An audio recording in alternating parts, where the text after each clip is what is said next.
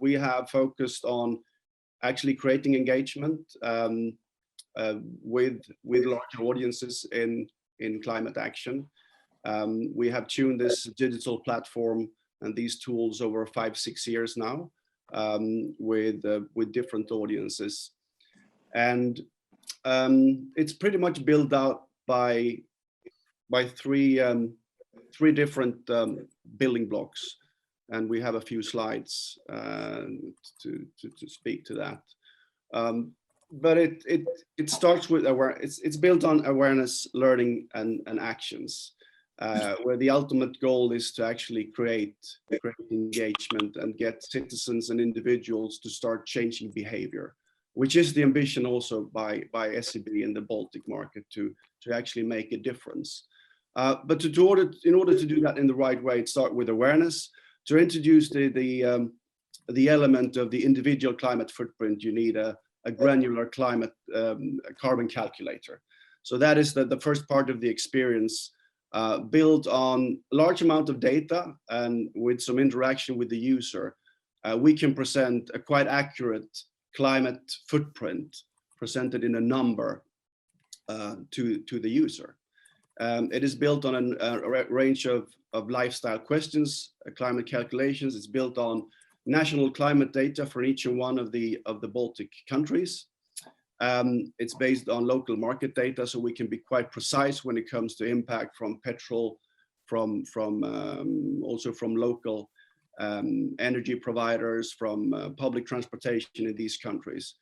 So we actually land in a pretty good place. We present the footprint in a spiderweb diagram like this that can be interactive. So it allows the user to really get into the nuts and bolts and the details of their footprint. So the first part, obviously quite important, awareness, but then the work actually starts. There is so much curiosity among people, among citizens. So what is this about? What is fact and what is myth? What is right and wrong? What is a good choice for me as a consumer? What should I try to think about on a daily basis? And we have seen that presenting this kind of facts and knowledge in a quiz format is really powerful. It's easily consumed by the user. It's entertaining. It gets immediate reward on answering these questions. And we see that the learning element is very strong as we measure audiences before and after going through these quiz formats, and we get really interesting results when it comes to knowledge and acquiring knowledge. So that's the next part of this user experience, going through a landscape, sort of in a digital landscape, and learning about sustainability and climate. The last part being action is, so as I now have insights about my own footprint, about how things work around sustainability and climate, what can I do as an individual on a daily basis to make a difference? And we call them deeds in the app. So it's actionable insights that I can do on a daily basis, on a weekly basis. Some of them you do perhaps only once or twice in a year.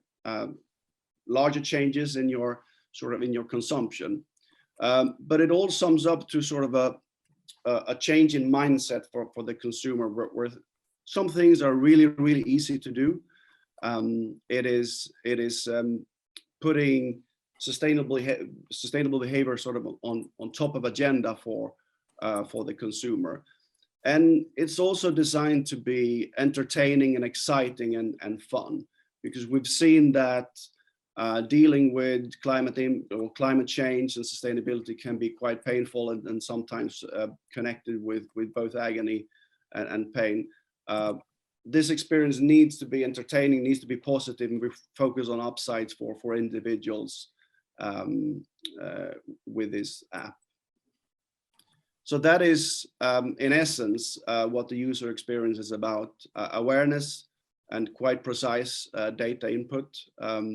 That will be even more interesting as we're going to connect these calculations based on transactions and potentially digital receipts at some point, which means that the impact part, the awareness part, can be more or less automated. which is, I think, the next stage in the rollout with SEB in the spring. Then it is about learnings and tapping into the curiosity and the energy with citizens, and then go to action, actually do things and see how, well, reasonably easy it can be to start changing behavior and be part of the transition to sustainable living.